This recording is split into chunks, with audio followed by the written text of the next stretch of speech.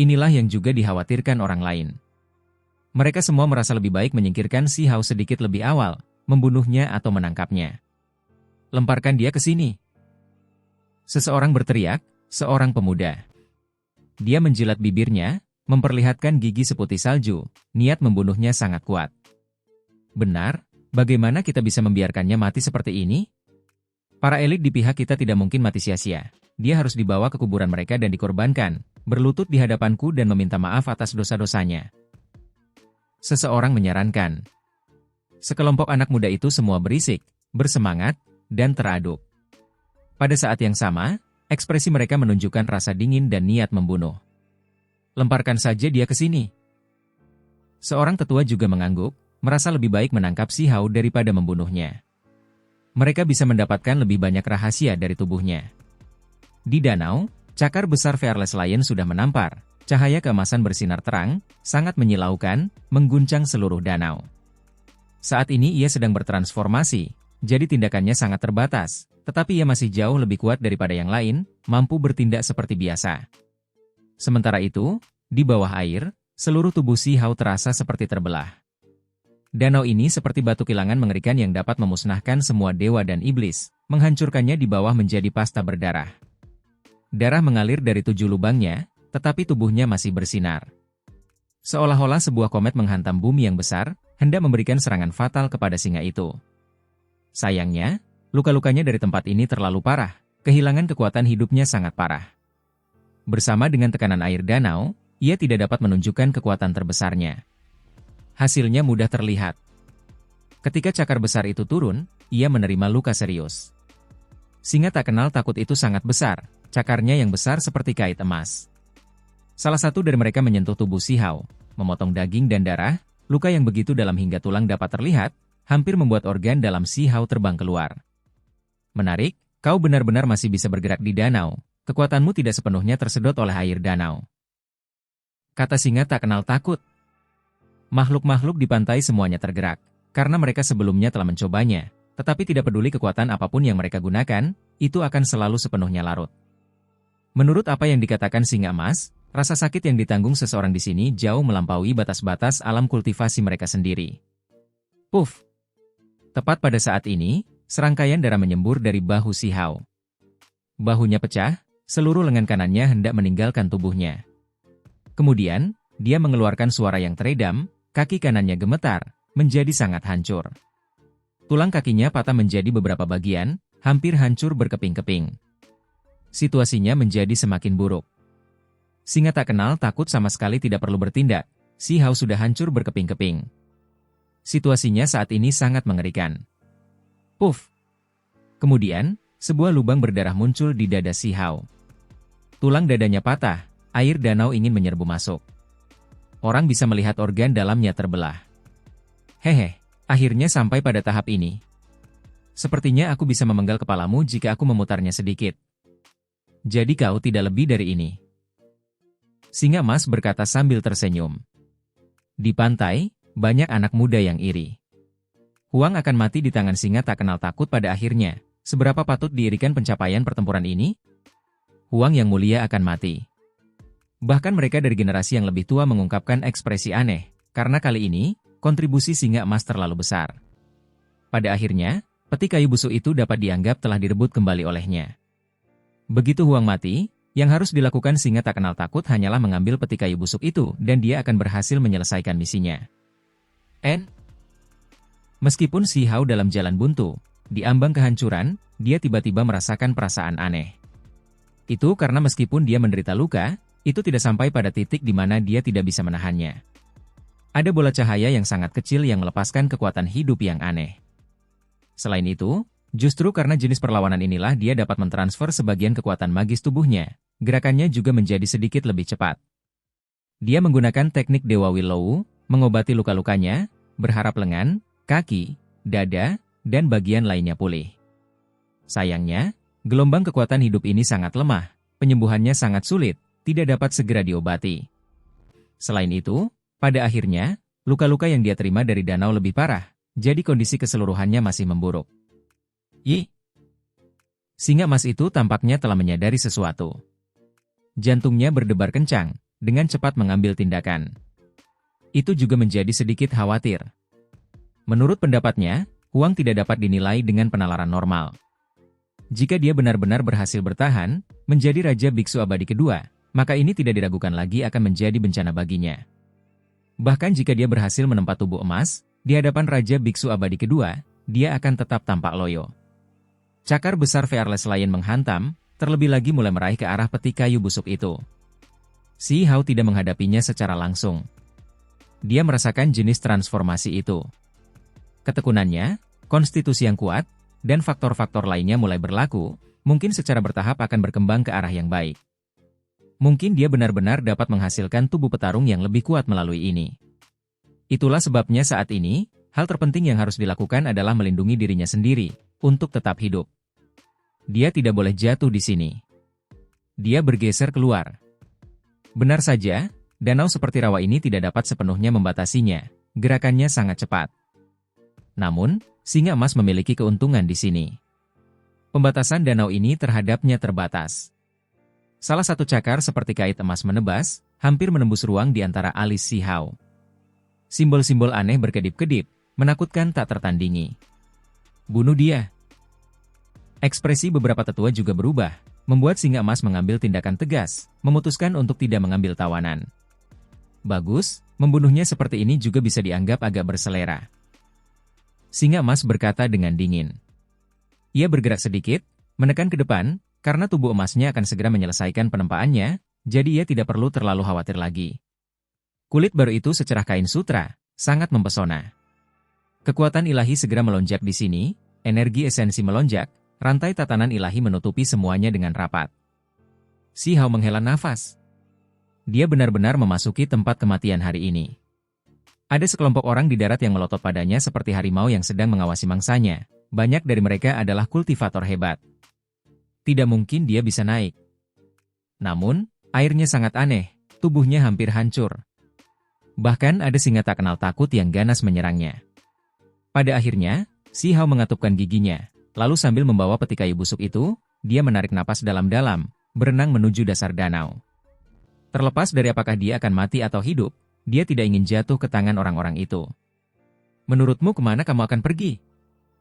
Ekspresi singa emas itu berubah, mengikutinya menyusuri danau. Namun, Si Hao tegas, juga bergerak cepat, tidak peduli dengan bahaya tubuhnya sendiri yang hancur. Bahkan jika dia mati, dia ingin itu menjadi pilihannya sendiri, dia tidak bisa membiarkan orang lain membunuhnya. Selama proses ini, lengannya, organ dalam, dan benda-benda lainnya semuanya hancur, lalu hancur berkeping-keping. Pada akhirnya, seluruh tubuhnya melengkung, berubah bentuk, bahkan tengkoraknya terbelah. Seseorang harus memahami betapa kuatnya dagingnya. Namun, saat ini, dagingnya masih retak seperti porselen. Danau ini terlalu mengerikan. Singa emas itu mengejar jarak tertentu, dan kemudian ekspresinya benar-benar berubah.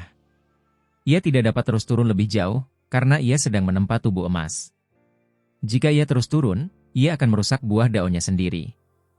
Sebelum transformasinya selesai, apa yang disebut tubuh emas ini akan hancur.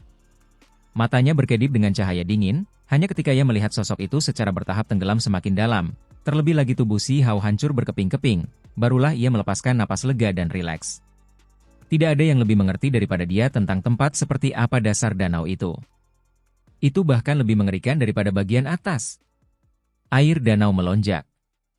Singa emas muncul di permukaan lagi, ekspresinya sangat suram. Di pantai, banyak pembudidaya asing terkejut. Peti kayu busuk itu tidak dibawa ke atas? Di mana Huang? Apakah dia mati? Di mana peti itu? Seorang tetua bertanya dengan tergesa-gesa. Peti kayu itu adalah masalah besar, itu pasti tidak bisa hilang. Jangan khawatir, dia sudah mati, dia tidak akan bisa hidup. Ketika aku selesai menempa tubuhku, aku akan mencoba menuju ke dasar danau dan membawa peti itu. Singa tak kenal takut menjawab. Jawaban ini membuat semua orang terkejut. Dia mengatakan akan mencoba menuju ke dasar danau. Ini saja sudah cukup untuk membuktikan betapa sulitnya itu. Apakah dasar danau itu sangat menakutkan? Dasar danau itu sangat mengejutkan, jauh lebih luar biasa daripada yang dibayangkan semua orang. Singa emas berkata, seolah-olah dia melihat keingintahuan mereka. Bagaimana itu terbentuk? Apa yang ada di dasar danau?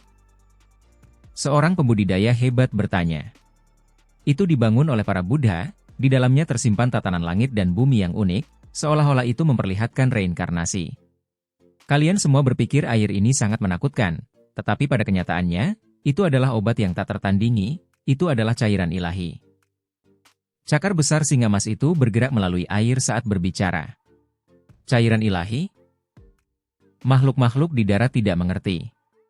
Air ini menggerogoti tubuh mereka tidak bisa mendekat, tidak banyak kesucian untuk dibicarakan. Ada semacam pepatah yang mengatakan bahwa setelah generasi demi generasi biksu besar meninggal dalam meditasi, harta benda mereka semua terlarut di danau ini, para Buddha kuno meninggal dari generasi ke generasi, tulang-tulang terkubur di kolam reinkarnasi, menjadi cairan ilahi.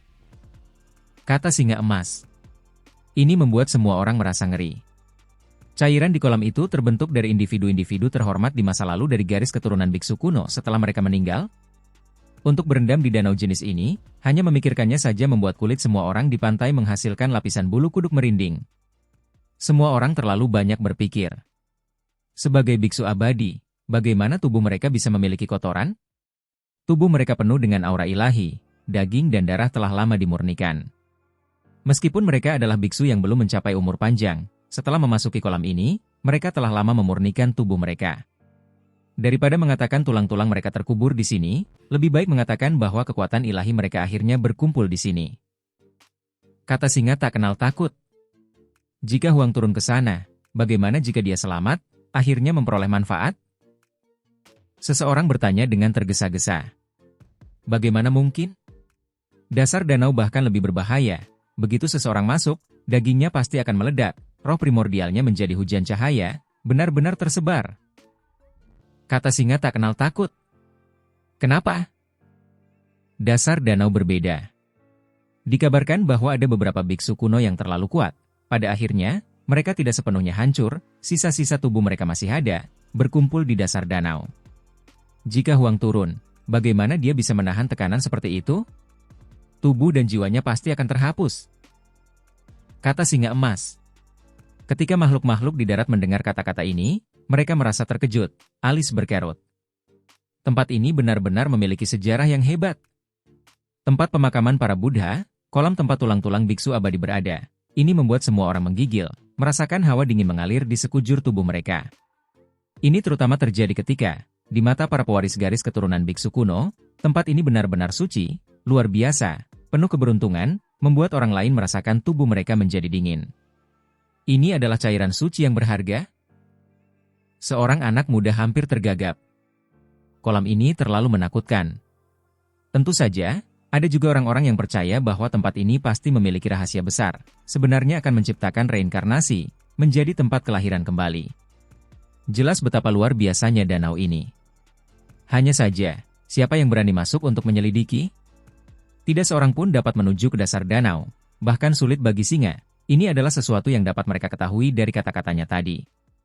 Namun, seperti ini, bagaimana seseorang bisa mengangkat peti itu? Ini membuat beberapa kultivator hebat sakit kepala, sangat merasa bahwa semuanya merepotkan. Singa tak kenal takut itu tidak berkata apa-apa lagi, sudah menutup matanya. Ia melakukan segala yang bisa dilakukannya untuk menempa tubuh emasnya yang tak tertandingi, yang akan menjadi ahli biksu legendaris. Keluarganya sebelumnya mengikuti garis keturunan biksu kuno, jadi ia mengerti banyak tentang warisan ini, sangat menyadari betapa mengerikannya mereka. Di pantai, beberapa kultivator hebat menyebutkan beberapa prestasi pertempuran garis keturunan biksu kuno. Biksu-biksu itu benar-benar tangguh. Rumor mengatakan bahwa saat itu, setelah para ahli pihakku menenangkan 9 surga, mereka pikir mereka sudah menstabilkan situasi. Siapa yang mengira bahwa setelah secara tidak sengaja berlari ke sebuah kuil kecil, di dalam hanya beberapa biksu tua, pada akhirnya, pasukan besar pihak kita menerima cedera serius. Memang, aku juga mendengar bahwa sebelumnya ada seorang biksu pemula Buddha kecil yang tidak tampak setua itu, tetapi ia juga menyapu bersih pasukan besar dari pihakku. Ketika garis keturunan ini disebutkan, tentu saja ada banyak legenda. Singa kecil, apakah kamu yakin bisa masuk ke dasar danau, membawa peti itu? Seorang kultivator hebat bertanya. Saya akan berusaha sebaik mungkin, seharusnya tidak ada masalah, jawab singa emas. Ia juga tidak yakin 100%, karena jika legenda itu benar, maka tempat ini sangat istimewa, sangat mungkin merupakan sisa-sisa terakhir yang ditinggalkan oleh garis keturunan biksu kuno. Menurut legenda, pasti ada beberapa generasi orang terhormat yang dimakamkan di sini, bahkan mereka lebih tua dari Raja Biksu Abadi. Itu karena ketika Raja Biksu Abadi muncul, garis keturunan biksu kuno telah lama ada di dunia ini. Di pantai, semua orang khawatir, takut bahwa mereka mungkin tidak dapat memperoleh peti kayu busuk itu. Mereka mencoba membuka mata surgawi mereka, tetapi tidak dapat melihat melalui air danau sama sekali. Ini adalah tanah pemakaman para biksu dari generasi ke generasi. Tempat tulang-tulang mereka dikubur, itu bukanlah tempat yang dapat mereka lihat tembus. Adapun kehendak ilahi dan bentuk persepsi lainnya, mereka bahkan lebih tidak dapat mengintip, benar-benar dilahap begitu mereka mendekati danau. Di bawah ombak, tubuh Si Hao hancur berkeping-keping, benar-benar hancur berantakan, bahkan roh primordialnya akan terpisah, berubah menjadi bola cahaya, akan meninggalkan tengkoraknya. Ini adalah cedera serius yang sangat mengerikan, ada kemungkinan dia akan mati di sini. Meskipun dia melawan dengan segala yang dimilikinya, kekuatan air danau ini terlalu besar, akan menghancurkannya sepenuhnya, mengubahnya menjadi energi esensi, menjadi bagian dari air danau. Pada saat ini, Si Hao mengembangkan semacam perasaan yang mengerikan. Mungkinkah air danau ini tercipta dari pembusukan para ahli yang tak terhitung jumlahnya? Jika memang demikian, maka itu benar-benar sedikit menakutkan. Dia mengeluarkan raungan rendah. Tulang depannya benar-benar terbelah, air danau mengalir masuk, terus-menerus menimbulkan cedera serius pada roh primordialnya. Banyak retakan muncul, cahaya warna-warni pun muncul. Jika ini terus berlanjut, dia akan mengikuti jejak para kultivator muda itu. Roh primordialnya akan menguap, menjadi hujan cahaya. Ada gumpalan kekuatan hidup aneh di dalam tubuhnya yang menahan gelombang kekuatan ini, tetapi itu tidak cukup kuat, tidak dapat membebaskannya dari jenis krisis besar ini. Kumpulkan untukku. Si Hao meraung dengan marah. Tubuhnya yang hancur dengan paksa dikumpulkan bersama, disusun kembali dengan metode Dewa Willow. Dia berjuang di bawah air, berharap untuk memulihkan dirinya sendiri. Terobos, inilah saatnya. Si Hao berkata pelan. Setelah menyatukan kembali tubuhnya sebentar, dia mulai menyerang di titik terobosan. Tempat ini sangat damai, jadi dia ingin naik ke alam pemisah diri. Dia sudah cukup mengumpulkan, dan sekarang, dia ingin menerobos bencana. Hong! Gelombang cahaya ilahi yang mengerikan meletus di dalam tubuhnya. Meskipun tubuhnya terbelah dan berkeping-keping, compang-camping, kekuatan misterius masih muncul di tubuhnya. Ini adalah gerbang di dalam dirinya yang dibuka, satu demi satu, melepaskan vitalitas yang kuat, menyembuhkan dagingnya, memulihkan roh primordialnya, membuatnya berkembang dengan kekuatan lagi. Namun, justru karena munculnya gerbang-gerbang inilah yang menyebabkan air danau berguncang lebih dahsyat. Di dasar danau, ada kekuatan emas yang melonjak, langsung menghancurkan Si Hao, bahkan lebih serius daripada mencabik-cabiknya. Ini adalah cedera serius. Orang harus memahami bahwa Si Hao memiliki cedera dao hebat yang tertinggal dari pegunungan pengobatan ilahi, dan sekarang, di tempat ini, dia ditekan berulang kali, jadi tentu saja keadaan menjadi sangat buruk. Kekuatan macam apa ini? Si Hao terkejut. Ketika dia menerobos, dia benar-benar menghadapi serangan jenis ini. Dia menerobos, menyerang di titik putus, tetapi diganggu dengan paksa. Saat ini, tubuh fisiknya hancur, roh primordial terpisah dari tengkoraknya, juga berkedip terus-menerus, terkikis oleh gelombang kekuatan emas itu, hampir hancur. Pada saat ini, dia berubah menjadi gumpalan pasta berdarah dan tulang yang hancur, terseret ke dasar danau. Air danau di sini menjadi lebih padat, mengandung kekuatan yang tak terbayangkan. Namun, Si Hao malah tenang. Roh primordialnya masih belum hancur, dengan jelas menangkap pemandangan di bawah. Dia langsung merasa ngeri. Tulang-tulang, tumpukan demi tumpukan, semuanya terhubung.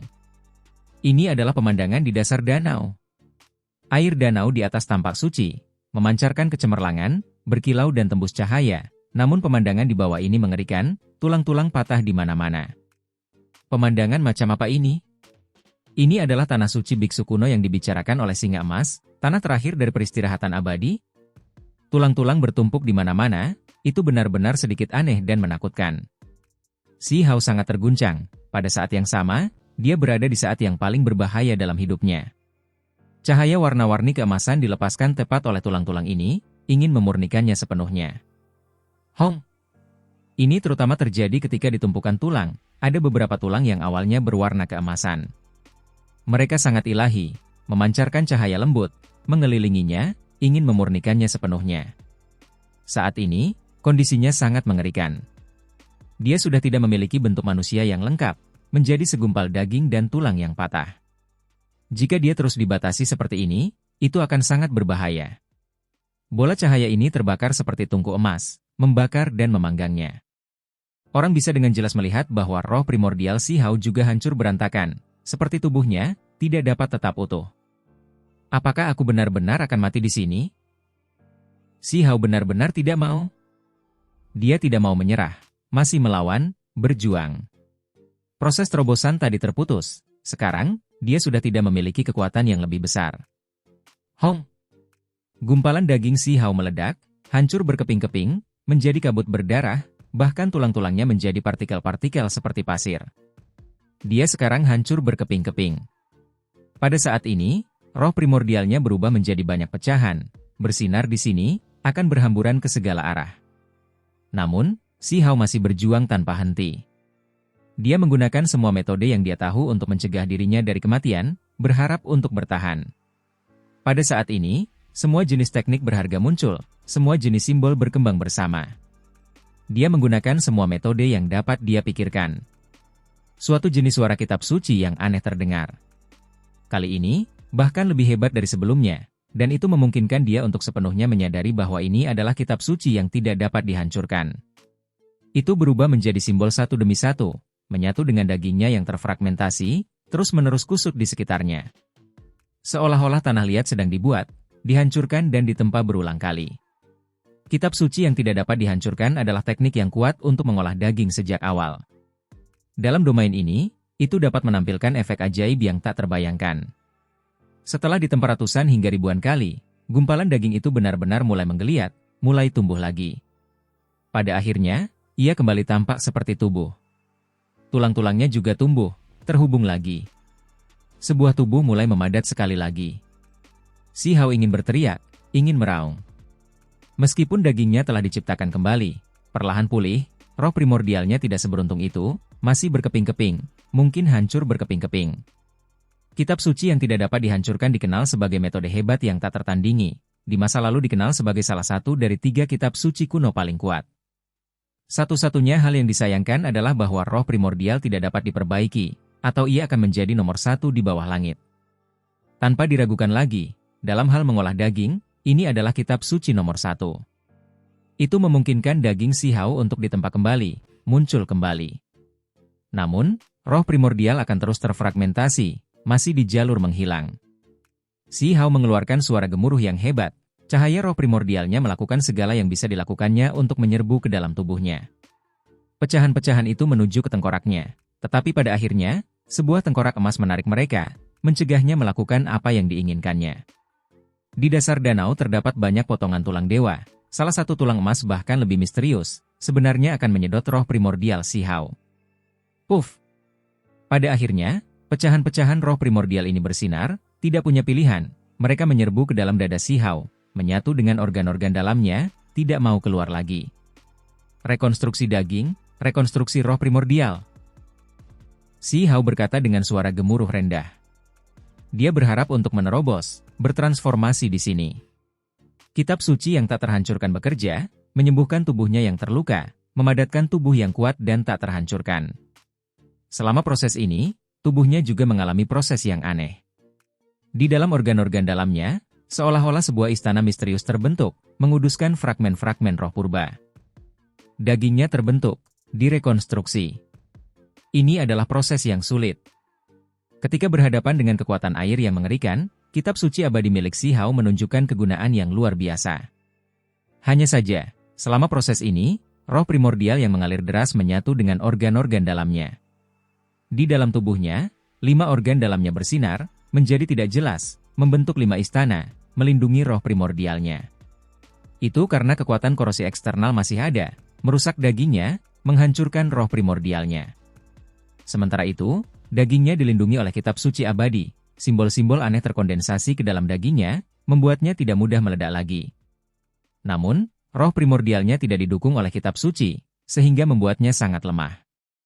Pada akhirnya, organ-organ dalam dagingnya benar-benar berubah menjadi istana, melindungi roh primordialnya. Ini adalah jenis keajaiban, itu benar-benar muncul seperti ini. Dalam keadaan seperti ini, Si Hao merasakan kedamaian yang langka. Dia menjadi tenang, tidak merasa takut, tidak merasa khawatir, sebaliknya mengamati segala sesuatu tanpa emosi, mengamati perubahan yang terjadi pada dirinya sendiri.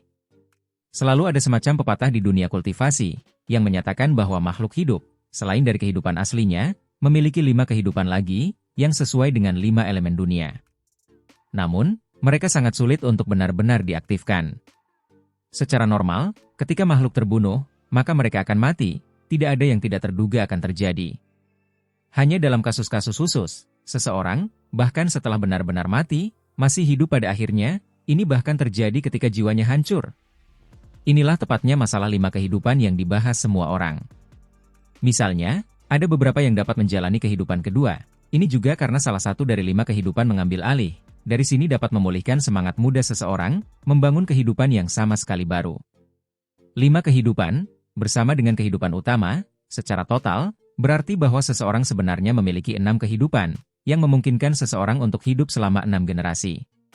Itulah sebabnya di zaman kuno, ada juga orang yang ingin membangun 6 reinkarnasi Dao, meneliti jenis rahasia ini. Rahasia semacam ini tidak diragukan lagi sangat rumit, tak terbayangkan.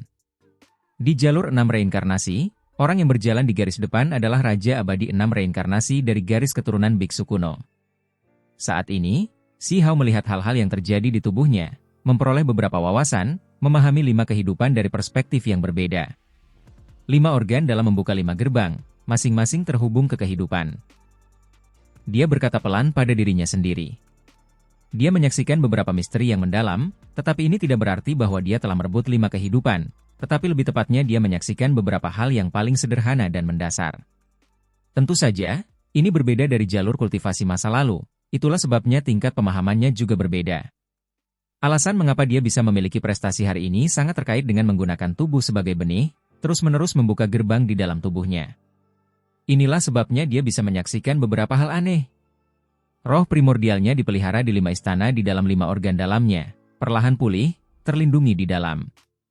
Singkatnya, roh primordialnya saat ini terbagi menjadi 5 bagian, tersembunyi secara terpisah di 5 istana yang tidak jelas seperti 5 dewa, disucikan di sana, dibudidayakan di sana. Setelah waktu yang tidak diketahui berlalu, daging Si Hao menyelesaikan rekonstruksinya, roh primordialnya perlahan dipulihkan. Dia melepaskan teriakan ringan. 5 bagian roh primordial bergegas keluar dari istana, berkumpul bersama lagi, membentuk roh primordial yang lengkap, dan kemudian memasuki tengkoraknya. Pada saat ini, dia merasakan bahwa tubuh yang direkonstruksi itu sangat kuat, sebenarnya menghentikan sementara korosi air danau. Yi! Si Hao terkejut. Roh primordialnya jelas kembali ke tengkoraknya, namun istana 5 organ dalam masih tetap ada, terlebih lagi melepaskan gelombang suara kitab suci yang tidak jelas. Apa ini? Dia sangat terkejut. Roh primordialnya sudah tidak ada lagi di sana.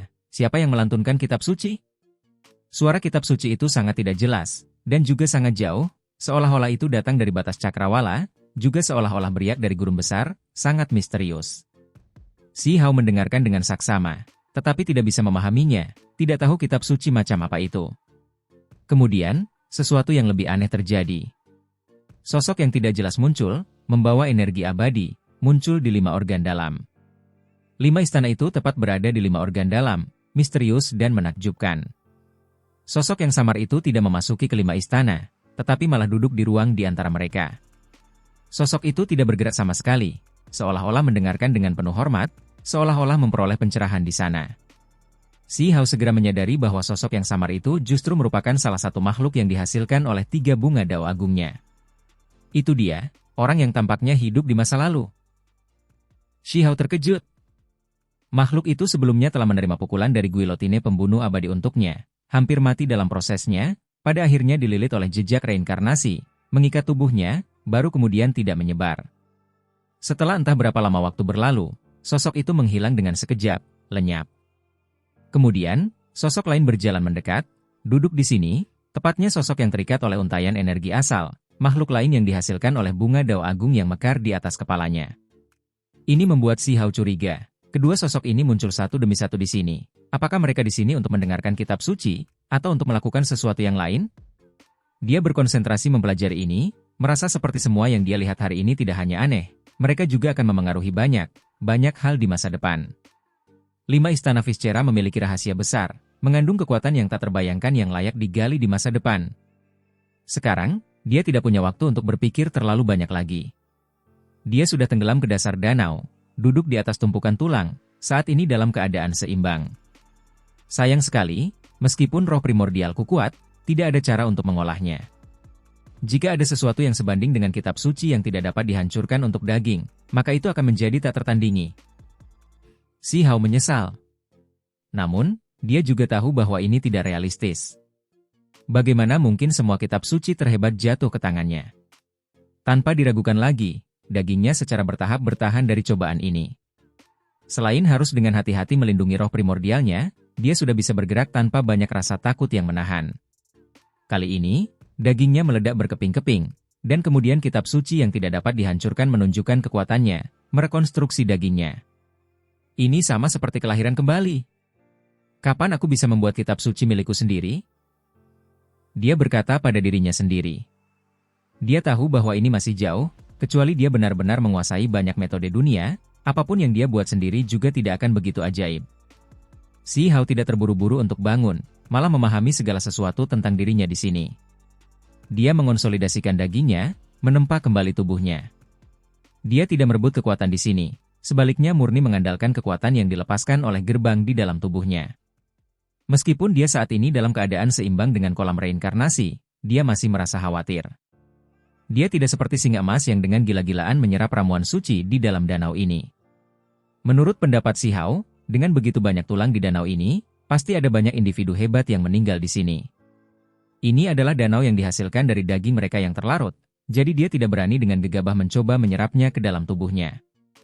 Dia tidak ingin memurnikan jenis kekuatan ini, dia hanya merasa itu tidak pantas. Menurut pendapatnya, ini adalah kolam pemakaman. Memurnikan jenis kekuatan ini bukan hanya bentuk rasa tidak hormat kepada para biksu kuno, tetapi juga rasa tidak hormat terhadap dirinya sendiri. Karena aku bisa membuka gerbang potensiku sendiri, melepaskan energi yang tak terbatas, merekonstruksi tubuh yang tidak dapat binasa, maka tidak perlu lagi menyerap cairan suci penguburan mayat jenis ini. Xi Hao hanya memperlakukan tempat ini sebagai tempat penempaan diri, bukan sebagai tungku obat. Kenyataannya, ini juga sangat cocok dengan ajaran para biksu kuno di masa lalu. Itu karena belum lama ini, Singa Emas pernah berkata sebelumnya bahwa tempat ini disebut kolam reinkarnasi, juga disebut kolam penempaan. Itu tidak pernah disebut kolam obat sebelumnya. Kolam penempaan, apakah hanya ada jenis penajaman diri seperti ini? Sekarang setelah aku berhasil melewatinya, apakah ini berarti aku lulus? Xi Hao menghela napas lega, karena dia merasa seolah-olah vitalitasnya berkembang pesat, tubuhnya lebih kuat dari sebelumnya. Tiba-tiba, dia merasakan gelombang kejutan. Sebuah suara terdengar dari dasar danau, seolah-olah ada semacam makhluk yang mencoba keluar. Ini membuat kulit kepalanya mati rasa. Kemudian, semua jenis tulang terangkat. Ada kerangka emas yang muncul, hanya kehilangan kepala. Selain itu lengkap, berbeda dari kerangka layu lainnya. Cahaya keemasan menyala. Tengkorak emas yang ingin merebut roh primordial Xi Hao sebelum muncul, mendarat di leher kerangka itu sendiri, bergabung kembali. Di bawah tatapan terkejut Xi Hao, kerangka emas ini benar-benar bergerak, mengulurkan lengan tulang, merentangkan tulang tangannya, menyerang ke arah Xi Hao. Hah? Xi Hao terkejut. Dia benar-benar menderita serangan. Kekuatan pihak lain terlalu besar, terlebih lagi sama sekali tidak mungkin untuk dihindari. Telapak tangan itu mengelilingi seluruh tubuhnya, memiliki makna mendalam dao yang tak tertandingi. Dia benar-benar tidak bisa menghindarinya. Puff! Xi Hao batuk seteguk besar darah, memukul sampai seluruh tubuhnya retak. Telapak tangan itu benar-benar tanpa ampun, membuat tubuhnya melepaskan suara ledakan, bergetar tanpa henti. Di tepi danau, sekelompok makhluk itu sudah lama tidak bisa duduk diam lagi, merasa seperti waktu telah terseret terlalu lama. Singa kecil, apakah tubuh emasmu masih belum selesai ditempa? Seorang kultivator hebat bertanya dengan tidak sabar. Sebentar lagi, tubuh emasku yang tak tertandingi akan segera ditempa. Kata singa tak kenal takut, penuh percaya diri, menunjukkan rasa jijik terhadap dunia di bawah langit. Kemudian, dia berbicara dan berkata, "Para senior, jangan khawatir, Sebentar lagi, aku akan turun dan membawa peti kayu busuk itu. Apakah kalian yakin bisa melakukannya? Seseorang bertanya. Benar. Aku merasa perombakan tubuh emas ini luar biasa. Sebentar lagi, aku akan menuju ke dasar danau untuk menanggung ujian dan baptisan dari 18 tamparan Sang Buddha kuno, untuk menyempurnakan tubuh emasku. Kemudian aku akan membawa peti kayu busuk itu kembali ke permukaan sepanjang perjalanan. Jawab Sang Singa Emas.